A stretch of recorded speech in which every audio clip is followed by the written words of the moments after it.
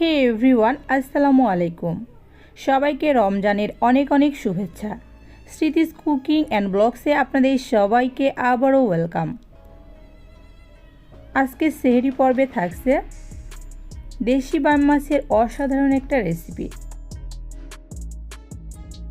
আমি রেসিপিটি অল্প মশলাই রান্না করার চেষ্টা করেছি, আশা করি আপনাদের ভালো লাগবে। চলুন তাহলে কথা না বাড়িয়ে রেসিপিটি একবার দেখে আসি।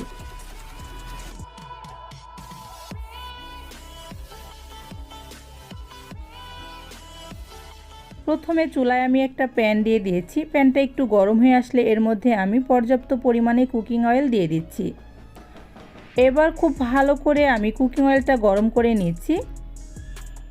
এবার আমি আগে থেকে কেটে ধুয়ে পরিষ্কার করে লবণ হলুদ মাখিয়ে রাখা বাইম মাছের টুকরাগুলো দিয়ে দিচ্ছি ফ্রাই করার জন্য।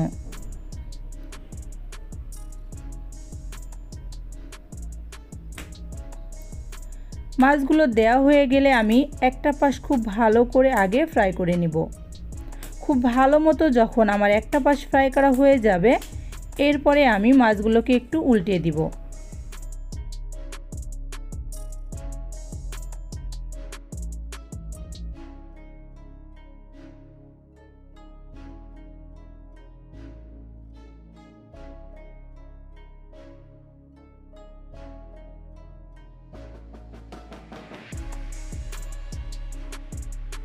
খুব ভালো করে মাছের দুইটা পাশই যখন আমার ফ্রাই করা হয়ে যাবে, তখন আমি মাছগুলোকে তুলে নিব।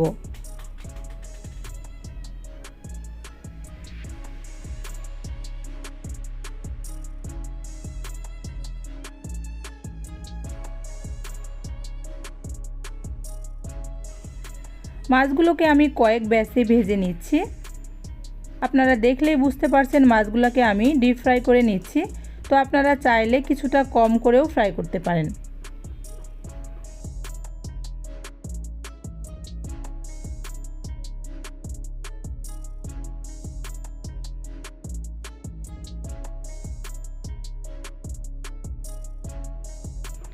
সব মাছগুলো যখন আমার ফ্রাই করা হয়ে গিয়েছে, এবার আমি ওই প্যানের মধ্যেই কিছুটা কুকিং অয়েল বেশি করে দিয়ে দিচ্ছি রান্না করার জন্য।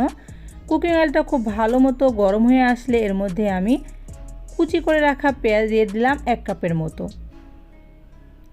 পেঁয়াজটা দেওয়া হলে খুব ভালো করে নেড়েচেড়ে আমি পেঁয়াজটাকে একটু ভেজে নিচ্ছি।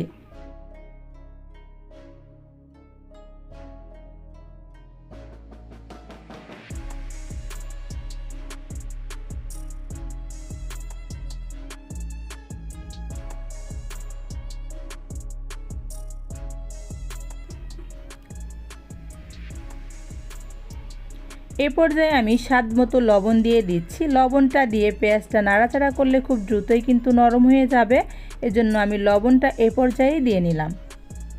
দেখুন বেশ কিছুক্ষণ নেড়েচেড়ে নেওয়ার পরে পেঁয়াজটা কিন্তু আমার ভালো মতো নরম হয়েও গিয়েছে, আবার সুন্দর একটা কালারও চলে এসেছে।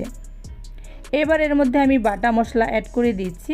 প্রথমে এর মধ্যে আমি দিয়ে দিলাম রসুনের পেস্ট 1 টেবিল চামচ। তারপরে এর মধ্যে আমি দিয়ে দিচ্ছি পেঁয়াজের পেস্ট 1.5 টেবিল চামচ।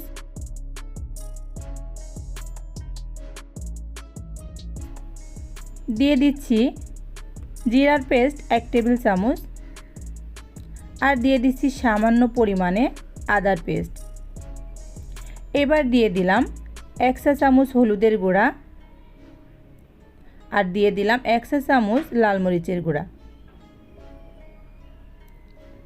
সবগুলো মশলা দেয়া হয়ে গিয়েছে। এবার আমি নেড়ে চেড়ে মশলাটাকে খুব ভালো মতো একটু ভেজে নিব।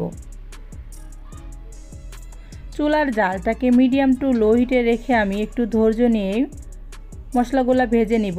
আর মশলাটা কিন্তু খুব ভালো মতো ভাজা হলে রান্নার স্বাদটাও কিন্তু ভালো আসে। তো যখন খুব ভালো মতো আমার মশলাটা ভাজা হয়ে যাবে, এবার এর মধ্যে আমি পানি অ্যাড করে দিব।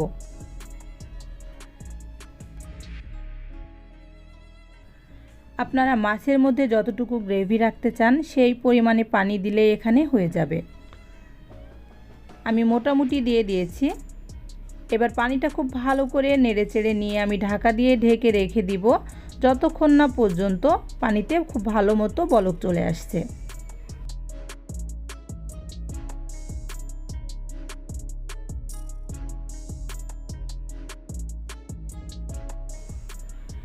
বেশ কিছুক্ষণ পরে দেখুন পানিতে খুব ভালো মতো বলক চলে এসেছে। এবার আমি ঢাকাটা তুলে নিয়ে আগে থেকে ভেজে রাখা মাছের টুকরাগুলো দিয়ে দিচ্ছি।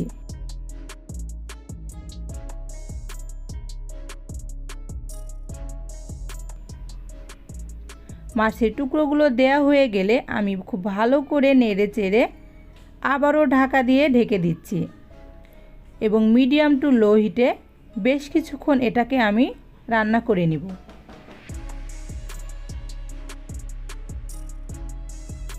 দেখুন বেশ কিছুক্ষণ পরে গ্রেভিটা আমার অনেকটাই শুকিয়ে এসেছে। এবার আমি চুলার জালটা আরও কিছুটা কমিয়ে নিলাম। এবার টেস্ট করে নিচ্ছি লবণটা আমার ঠিক আছে কিনা। এ পর্যায়ে যদি লবণটা কিছুটা কম হয় তাহলে কিন্তু এ পর্যায়ে দিলেই ঠিক হয়ে যাবে। আমার লবণটা দেওয়ার প্রয়োজন হয়নি, একদমই ঠিক আছে। এবার এর মধ্যে আমি দিয়ে দিচ্ছি কিছু কাঁচামরিচ। আর কাঁচামরিচটা আমি ঝালের জন্য দিচ্ছি না, এজন্য কোনোভাবে কেটে দেইনি, আমি জাস্ট ফ্লেভারের জন্য দিয়েছি। এ পর্যায়ে দিয়ে দিচ্ছি আমি 1 চা চামচ ভাজা জিরার গুঁড়া, আর শেষে 1 চা চামচ ভাজা জিরার গুঁড়া এবং কিছুটা কাঁচামরিচ দেওয়ার চেষ্টা করবেন, তাহলে কিন্তু এই রান্নাটায় খুব ভালো একটা টেস্ট আসে আর ভালো একটা ফ্লেভারও পাওয়া যায়। এবার ঢাকা দিয়ে আমি জাস্ট 1 থেকে 2 মিনিট একটু রান্না করেই নামিয়ে নিব। দেখুন 1-2 মিনিট আমি রান্না করেই চুলার জালটা বন্ধ করে দিচ্ছি আর রান্নাটা আমার পারফেক্টলি হয়ে গেছে। চলুন এবার সার্ভ করে নিই। দেখলেন তো কত সহজে অল্প মশলায় মজাদার এই রেসিপিটি তৈরি করে ফেললাম। আশা করি আমার রেসিপিটি আপনাদের একটু হলেও ভালো লেগেছে। অবশ্যই এই রেসিপিতে একবার হলেও কিন্তু বাসায় ট্রাই করে দেখবেন। ছোট বড় সকলেই খেতে এটা ভীষণ রকম পছন্দ করবে। এটা কিন্তু গরম ভাতের সাথে খেতে অসাধারণ লাগে, পোলাও কিংবা খিচুড়ির সাথেও খুব ভালোভাবে মানিয়ে যায়।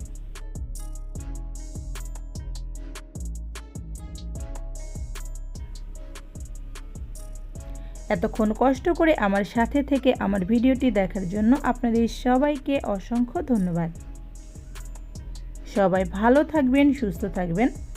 নতুন কোনো রেসিপি কিংবা ব্লগ ভিডিওর সাথে খুব তাড়াতাড়ি আপনাদের সাথে আমার আবার দেখা হবে।